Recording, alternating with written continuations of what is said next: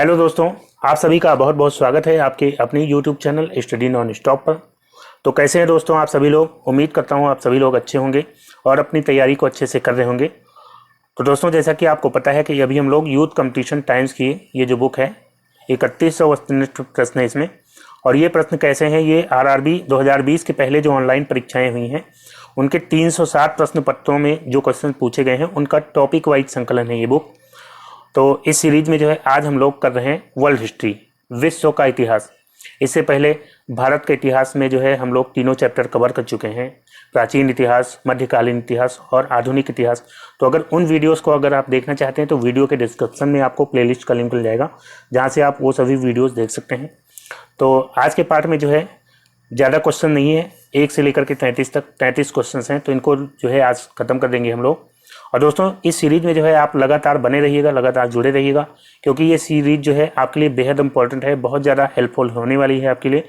इससे जो है क्वेश्चंस आपको ज़रूर मिलेंगे, तो वीडियो को पूरा देखिएगा। और वीडियो अगर आपको अच्छा लगे तो दोस्तों एक लाइक ज़रूर कर दीजिएगा।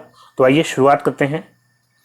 पहला क्वेश्चन है, निम्नलिखित में से किस देश की स्थापना 1971 में हुई थी। तो दोस्तों यहाँ पे ऑप्शन दिया गया है श्रीलंका, बांग्लादेश, नेपाल और भूटान।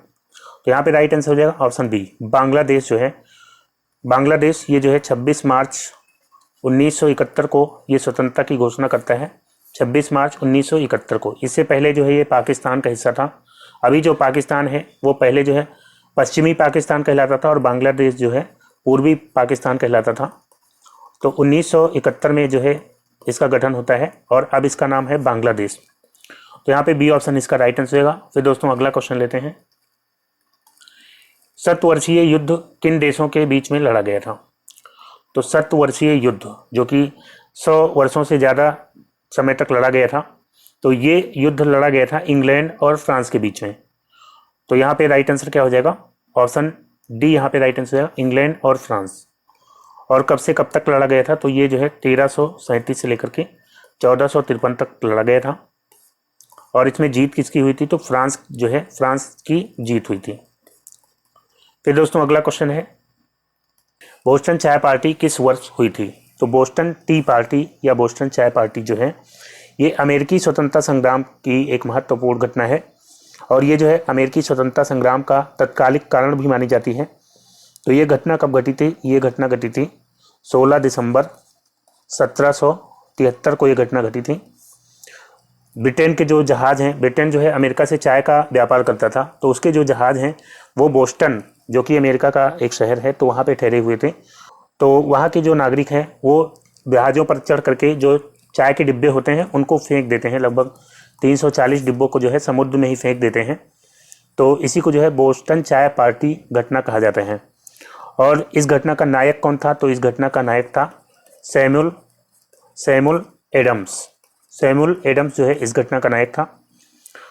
तो ये जो है घटना कब घटी थी, 16 दिसंबर 1773। तो यहाँ पे डी ऑप्शन इसका राइट आंसर होगा, 1773 यहाँ पे राइट आंसर हो जाएगा। फिर दोस्तों अगला क्वेश्चन लेते हैं। अगला क्या है, किस देश को मुख्य रूप से कम्युनिस्ट यानी कि माओवादी दलों द्वारा शासित किया जाता है। तो कम्युनिस्ट, माओवादी या साम्यवादी दलों द्वारा शासित किया जाता है चीन को। तो बी ऑप्शन इसका राइट आंसर होगा, चीन। चीन में जो है राजनीतिक ढांचा कुछ इस तरह से होता है कि सबसे ऊपर होता है कम्युनिस्ट पार्टी, सबसे ऊपर होती है, फिर जो है सेना होती है और फिर जो है सरकार का नंबर आता है। तो यहाँ पे कम्युनिस्ट पार्टी द्वारा शासित किया जाता है चाइना को। तो बी ऑप्शन इसका राइट आंसर हो जाएगा।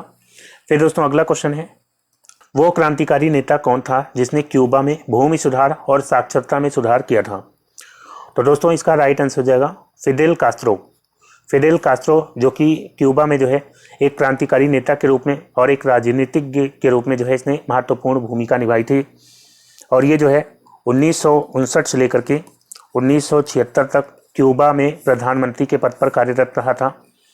और इसने जो है क्यूबा में भूमि सुधार और साक्षरता में काफ़ी सुधार किया था। तो यहाँ पे इसीलिए डी ऑप्शन राइट आंसर होगा, फिडेल कास्ट्रो।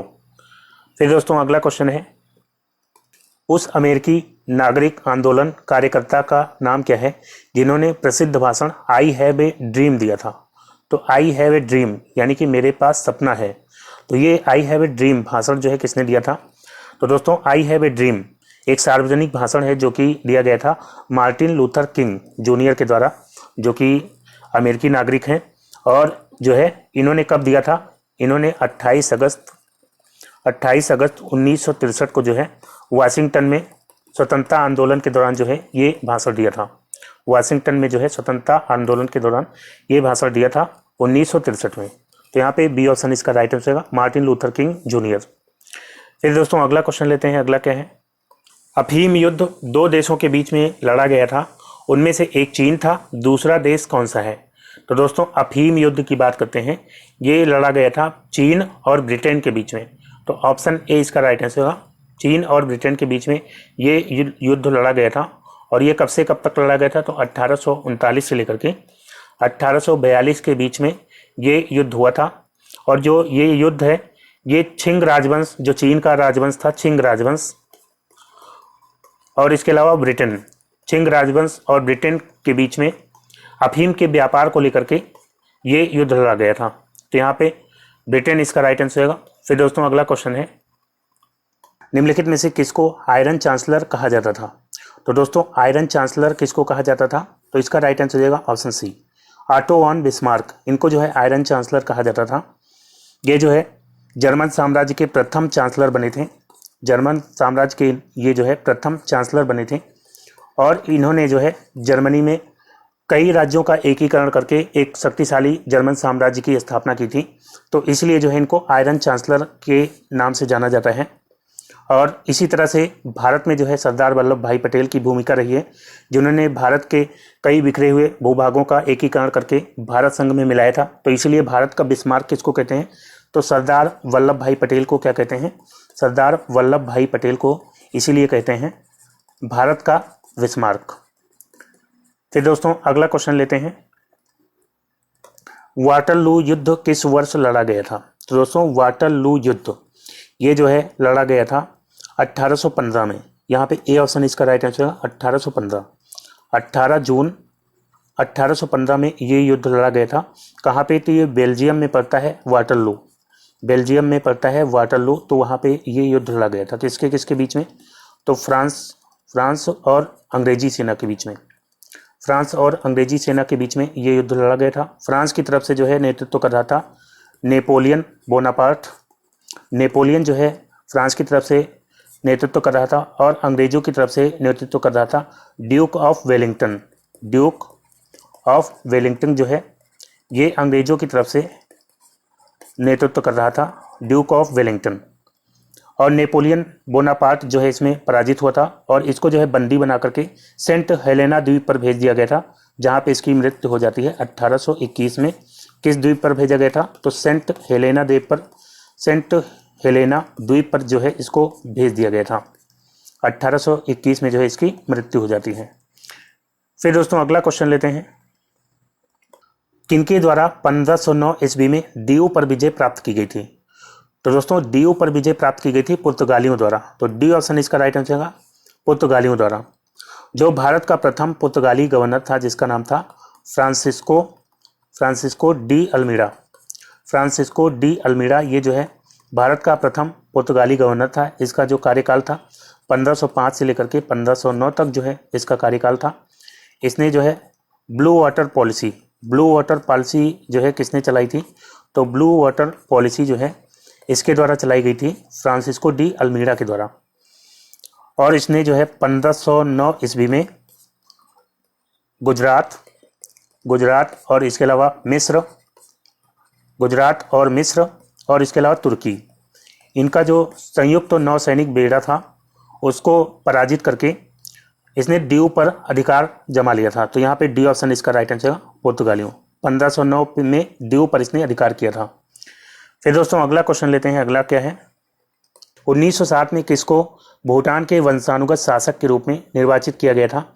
उसे 17 दिसंबर 1907 को ताज पहनाया गया था और राज्य के प्रमुख ड्रुक गैल्पो, यहाँ पे ड्रुक होगा, जो भूटान का राजा होता है उसको ड्रुक गैल्पो कहते हैं। तो प्रमुख ड्रुक गैल्पो यानी कि ड्रैगन राजा के रूप में स्थापित किया गया था। तो दोस्तों 1907 में उज्ञेन वांगचुक, यहाँ पे सी ऑप्शन इसका राइट आंसर होगा, उज्ञेन वांगचुक को 1907 में जो है भूटान के वंशानुगत शासक के रूप में निर्वाचित किया गया था और इनको जो है 17 दिसंबर 1907 को ताज पहनाया गया था।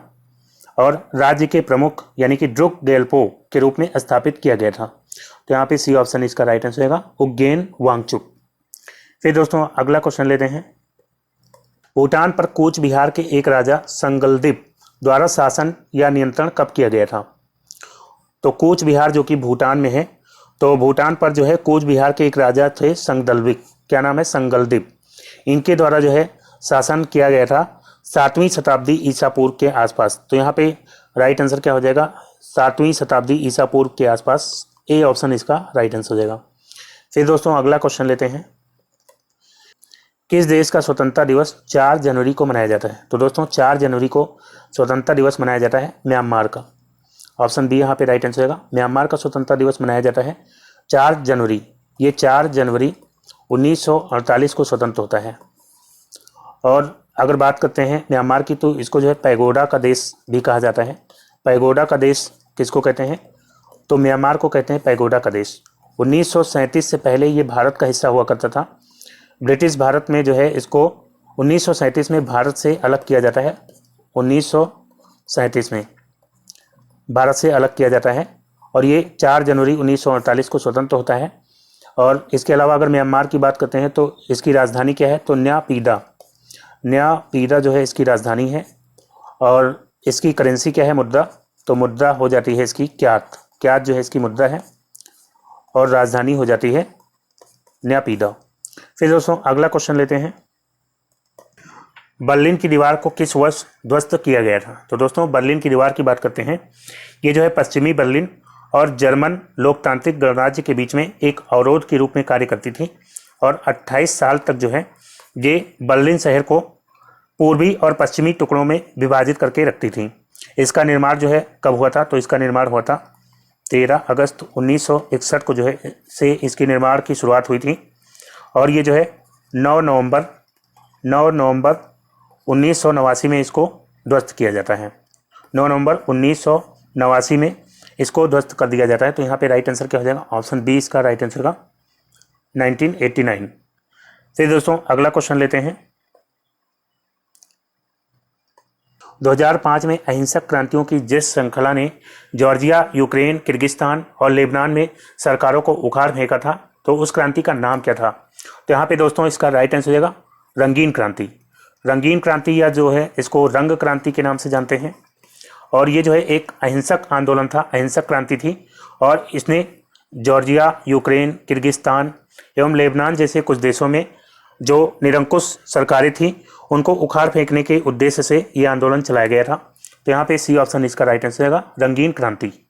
फिर दोस्तों अगला क्वेश्चन लेते हैं। अगला क्वेश्चन क्या है? द्वितीय विश्व युद्ध में दुश्मन की पनडुब्बियों को ट्रैक करने के लिए विकसित प्रौद्योगिकी कौन सी थी? तो दोस्तों द्वितीय विश्व युद्ध के दौरान दुश्मन की पनडुब्बियों को ट्रैक करने के लिए जो प्रौद्योगिकी विकसित की गई थी उसका नाम था सोनार। ऑप्शन बी इसका राइट आंसर है सोनार। सोनार जो है जिसका फुल फॉर्म होता है sound navigation and ranging. Sound navigation and ranging जो है इसका फुल फॉर्म होता है।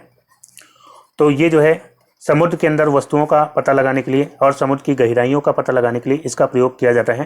तो ये जो है द्वितीय विश्व युद्ध के दौरान दुश्मन की पनडुब्बियों को ट्रैक करने के लिए ये प्रौद्योगिकी विकसित की गई थी। फिर दोस्तों अगला क्वेश्चन लेते हैं। अगला क्वेश्चन क्या है? वांगचुक वंश के कौन से राजा भूटान राज्य के वर्तमान अधिपति सम्राट हैं? तो दोस्तों वांगचुक वंश के जो राजा है भूटान में अभी, उनका नाम है जिग्मे खेसर नामग्याल वांगचुक। तो यहाँ पे इसका राइट आंसर क्या हो जाएगा? Option C. इनका पूरा नाम है जिग्मे खेसर नामग्याल वांगचुक। ये भूटान के जो है 5वें राजा हैं और वांगचुक वंश के मुखिया हैं। और इसके अलावा भूटान की बात करते हैं तो भूटान की राजधानी क्या है? तो थिम्पू। थिम्पू जो है भूटान की राजधानी हो जाती है। ये भूटान की राजधानी हो जाती है थिम्पू। और मुद्रा क्या हो जाती है भूटान की? तो मुद्रा हो जाती है नगुलट्रम। नगुलट्रम जो है यहाँ की मुद्रा हो जाती है। और अगर बात करते हैं भूटान के जो है प्रधानमंत्री इस समय कौन है? तो भूटान के जो है प्रधानमंत्री हैं लोटे शेरिंग। लोटे शेरिंग जो है यहाँ के इस समय प्राइम मिनिस्टर हैं। फिर दोस्तों अगला क्वेश्चन लेते हैं। श्रीलंका तब सीलोन को किस वर्ष डोमिनियन ऑफ सीलोन के रूप में स्वतंत्रता प्रदान की गई? तो डोमिनियन ऑफ सीलोन के रूप में जब स्वतंत्रता प्रदान की गई थी श्रीलंका को, तब इसका नाम क्या होता था, सीलोन। और इसको स्वतंत्रता प्रदान की गई 1948 में। 1948 में डोमिनियन ऑफ सीलोन के रूप में स्वतंत्रता प्रदान की गई श्रीलंका को। और इसका श्रीलंका नाम कब पड़ा, तो 1972 में इसका नाम क्या पड़ता है, श्रीलंका इसका नाम कर दिया जाता है।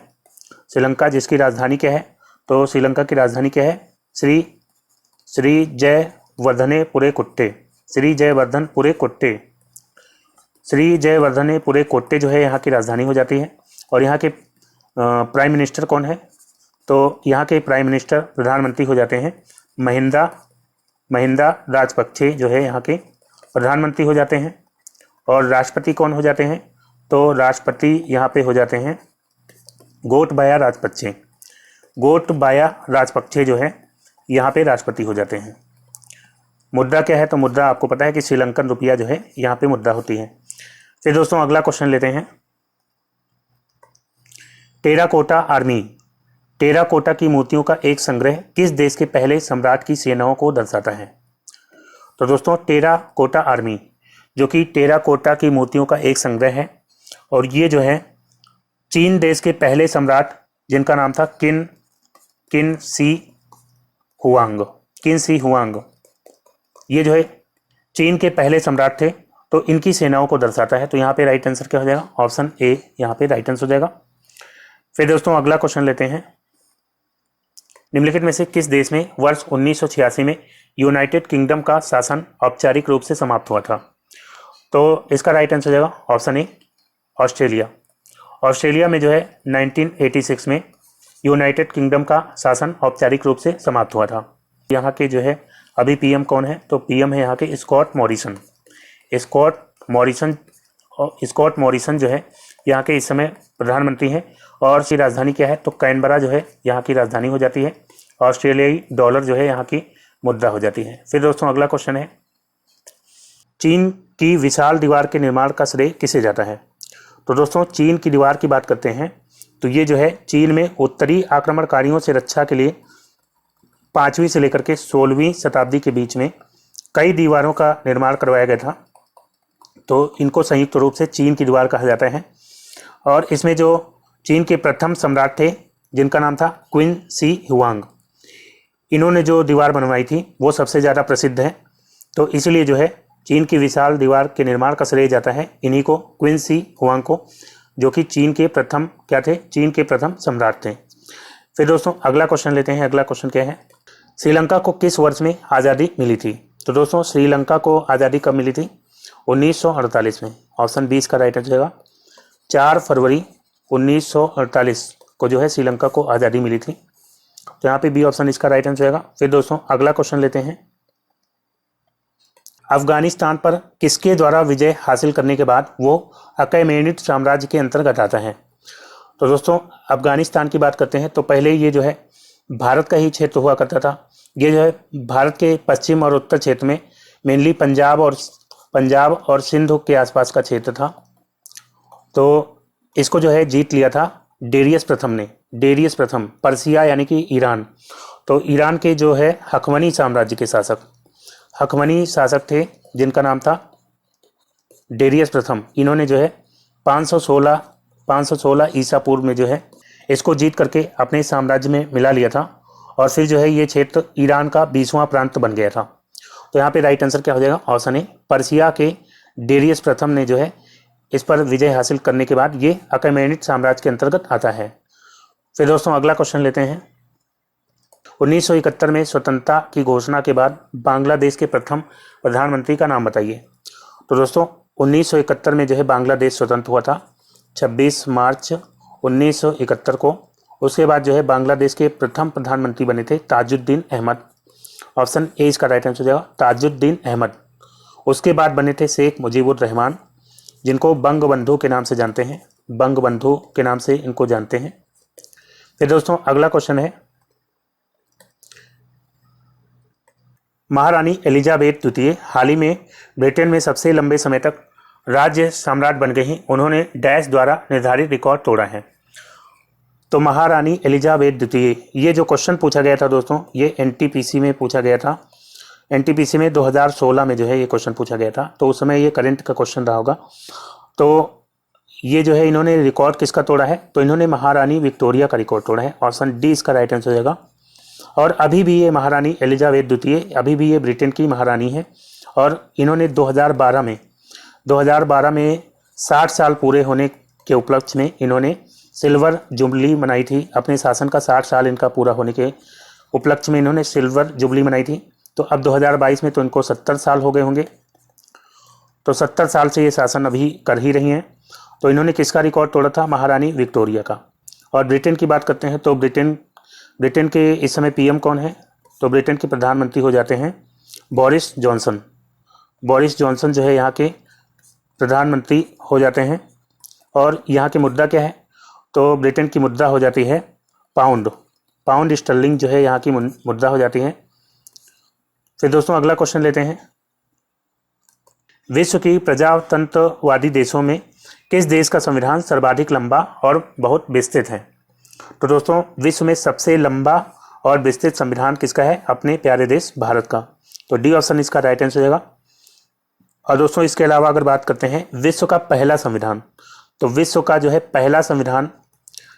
पहला संविधान हो जाता है ब्रिटेन का। ब्रिटेन का संविधान विश्व का पहला संविधान है, लेकिन ये संविधान जो है अलिखित संविधान है। और अगर पूछा जाए पहला लिखित संविधान, तो पहला लिखित संविधान हो जाता है यूएसए का। और विश्व का सबसे छोटा संविधान पूछा जाए, सबसे छोटा संविधान कहाँ का है, तो सबसे छोटा संविधान भी हो जाता है यूएसए का। इसमें जो है केवल 7 अनुच्छेद हैं। फिर दोस्तों अगला क्वेश्चन लेते हैं। श्रीलंका में अधिकांशतः लोग किस धर्म का अनुसरण करते हैं। तो श्रीलंका में ज़्यादातर लोग जो है बौद्ध धर्म का पालन करते हैं। ऑप्शन सी इसका राइट आंसर होगा। यहाँ पे 72% से ज़्यादा लोग बौद्ध धर्म का पालन करते हैं। उसके बाद जो है हिंदू लोग हैं, बाकी और भी धर्म हैं। तो यहाँ पे सी ऑप्शन इसका राइट आंसर होगा। फिर दोस्तों अगला क्वेश्चन लेते हैं। फ्रांस की अंतिम रानी मैरी एंटोनेट का जन्म किस देश में हुआ था। तो दोस्तों मैरी एंटोनेट जो कि फ्रांस की अंतिम रानी थी, इनका जन्म हुआ था कहाँ पे, इनका जन्म हुआ था ऑस्ट्रिया में। ऑस्ट्रिया की राजधानी वियना में जो है इनका जन्म हुआ था। 1755 में इनका जन्म हुआ था। तो यहाँ पे सी ऑप्शन इसका राइट आंसर हो जाएगा। दोस्तों फ्रांस की बात करते हैं तो यहाँ के जो है राष्ट्रपति हैं इमैनुअल मैक्रोन जो है यहाँ के हो जाते हैं राष्ट्रपति। और इसके अलावा यहाँ के प्रधानमंत्री की बात करते हैं तो यहाँ के प्रधानमंत्री हो जाते हैं जीन कैस्टेक्स जो है यहाँ के प्रधानमंत्री हो जाते हैं। और यहाँ की करेंसी हो जाती है, मुद्रा यहाँ की हो जाती है यूरो। फिर दोस्तों अगला क्वेश्चन लेते हैं। फ्रीडम टेल एक 2.5 मील लंबा दर्रा है जो अमेरिकी क्रांति को बेहतर तरीके से दर्शाता है। ये प्रसिद्ध और ऐतिहासिक मार्ग किस अमेरिकी शहर में है। तो दोस्तों फ्रीडम टेल जो कि एक 2.5 मील लंबा दर्रा है और ये अमेरिका के बोस्टन शहर में स्थित है। तो यहाँ पे बी ऑप्शन इसका राइट आंसर होगा, बोस्टन। फिर दोस्तों अगला क्वेश्चन लेते हैं। पॉल रेवरे ब्रिटिशों के विरुद्ध अमेरिकी क्रांति में लड़ने वाले एक देशभक्त थे। उस शहर का क्या नाम है जहां वो रहते थे और जहां उनकी मृत्यु हुई थी। तो पॉल रेवरे जो कि ब्रिटिशों के विरुद्ध अमेरिकी क्रांति में लड़ने वाले देशभक्त थे और ये कहाँ के रहने वाले थे, तो ये बोस्टन के रहने वाले थे। ऑप्शन बी यहाँ पे राइट आंसर हो जाएगा। और इनकी मृत्यु भी कहाँ पे हुई थी, 1818 में इनकी मृत्यु हुई थी बोस्टन में। फिर दोस्तों अगला क्वेश्चन लेते हैं। स्वतंत्रता, समानता और बंधुता की प्रेरणा कहाँ से ली गई है। तो दोस्तों स्वतंत्रता, समानता और बंधुता की प्रेरणा ली गई है फ्रांसीसी क्रांति से। सी ऑप्शन इसका राइट आंसर है, फ्रांसीसी क्रांति। ये जो है फ्रांसीसी क्रांति 1789 में हुई थी और उस समय जो है शासक था लुई 16वां जो है शासक था।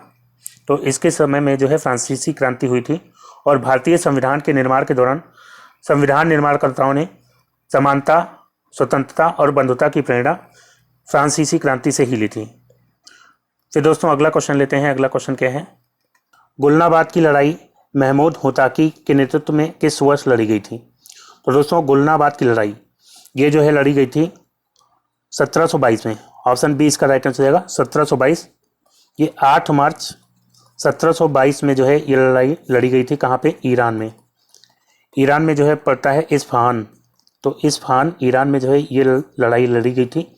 तो ये जो है होताकी वंश और इसके अलावा सफ़ाविद वंश जो है इनके बीच में ये लड़ाई लड़ी गई थी। तो यहाँ पे बी ऑप्शन इसका राइट आंसर होगा 1722। तो दोस्तों आज का वीडियो यहीं पे समाप्त करता हूँ। वीडियो आपको कैसा लगा कमेंट करके जरूर बताइएगा। और दोस्तों अगर वीडियो आपको अच्छा लगा हो तो एक लाइक ज़रूर कर दीजिएगा। और जो दोस्त नए हैं चैनल पर, चैनल को सब्सक्राइब करके नोटिफिकेशन बेल को ऑन कर लीजिए ताकि नेक्स्ट वीडियो अपलोड होते ही उसका नोटिफिकेशन आपको मिल जाए। तो दोस्तों मिलते हैं अगले वीडियो में, तब तक के लिए goodbye and take care.